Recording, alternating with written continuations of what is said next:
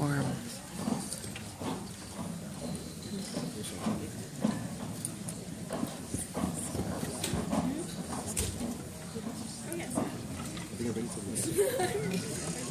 Oh, she's gonna play. Yeah.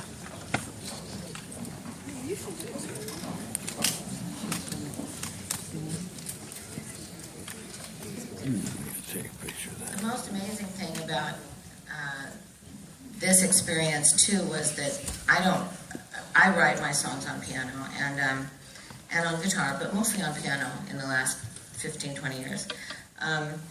When I'm writing a song, I play a lot, and I play a lot too. I learn the song I'm writing, and then I know it really, really well, and then I move on.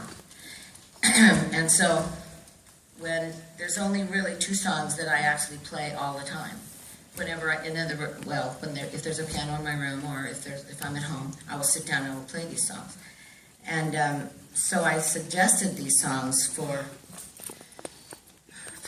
me to play. If I was going to play something, I suggested these 2 songs, and they were happy with that, and I was glad, because otherwise it's very hard for me to go back and pick up songs that you would think I would know so well, and if I'm just going to sing them over the microphone to the track or to a band, I do, but when it comes to actually playing, it's not so good, because I don't practice all the time, because I'm really not a piano player.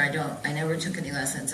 Somebody gave me a piano in the beginning of the 80s, and I just started, kind of that, and I never really learned, and whenever I would say I'd like to take piano lessons, all the people around me, Lindsay, everybody in Fleetwood Mac, Waddy, my guitar player, all my people would say, like, don't get lessons, because when you get lessons, you get rules, and if you have rules, you have rules.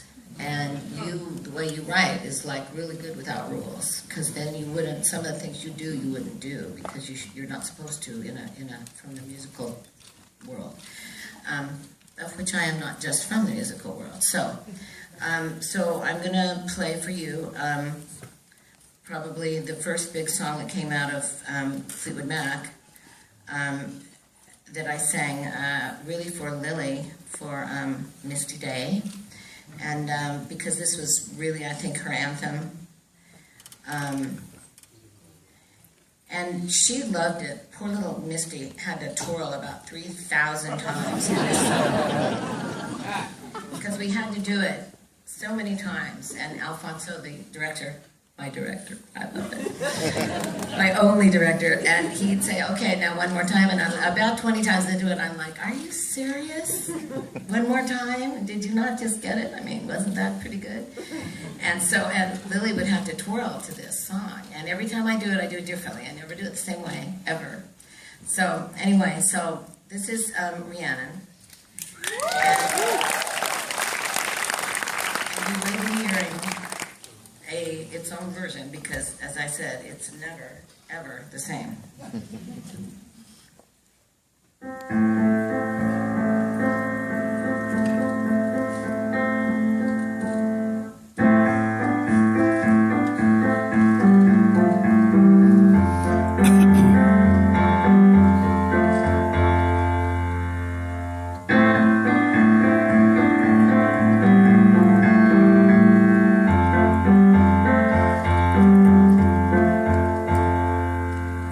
Vienna rings like a bell through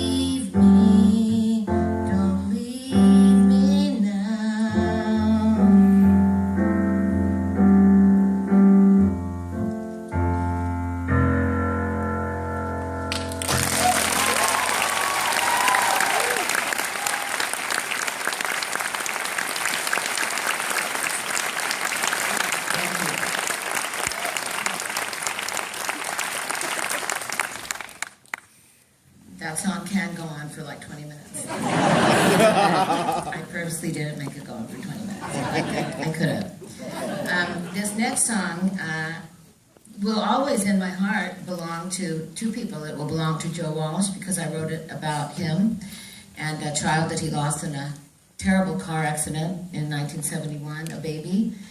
And I told the whole cast that before I sang this song because I knew I was going to be singing it and that Jessica was going to be sitting over on the couch and that she'd had a bad day. And so this was the perfect song for that. And so it will always now, in a way, be her song because I sang it for her many, many times. And I got to the point where I really felt like I was sitting in this spectacular white room singing this song to Jessica Lange or to Fiona, my friend. And so anyway, it's called Has Anyone Ever Written Anything for You?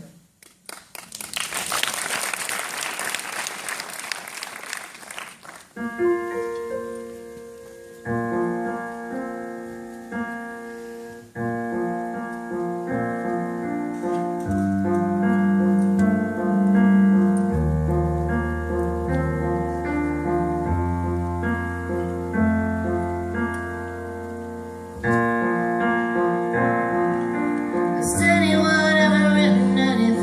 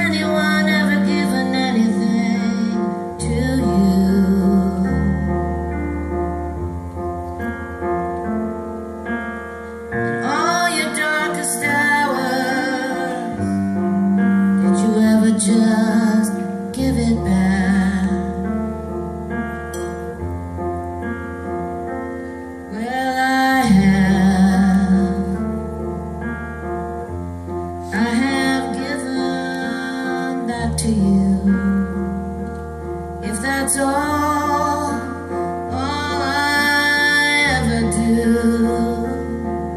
I want you to remember me.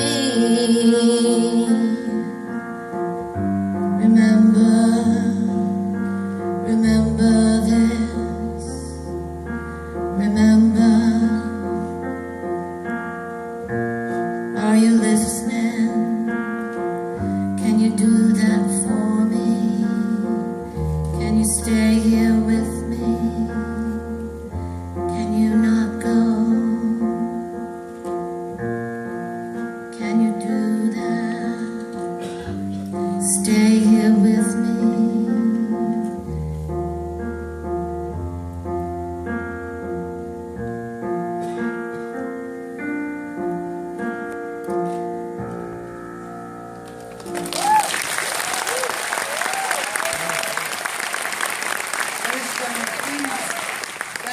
Amazing, Stevie, that's incredible.